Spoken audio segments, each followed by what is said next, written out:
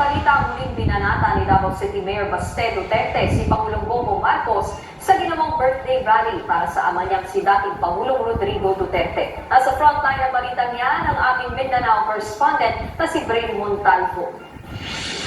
Marcos! Kanawa na! Wala kami ako! Wala sila!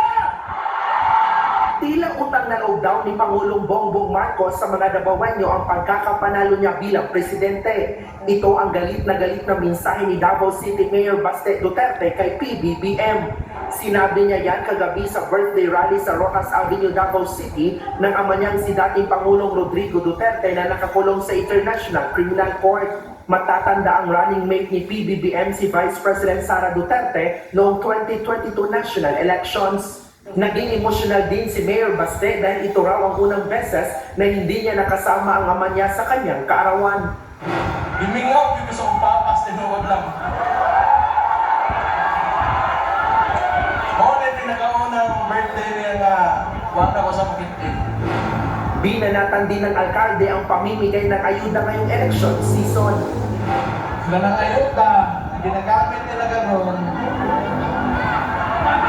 Wala nila tanan!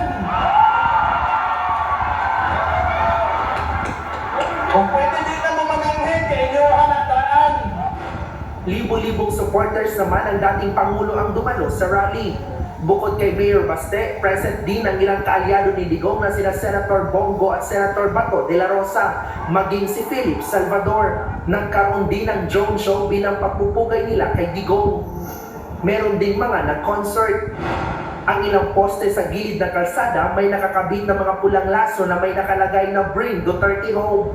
Higit 2,000 uniform personnel naman ang ipinakalat sa lungsod para sa seguridad. Sa huli, pinasalamatan ng pamilya Duterte ang kanilang mga tao na walang sawang sumusuporta sa kanilang pamilya. Nagbabalita mula sa frontline, Brin Montalvo.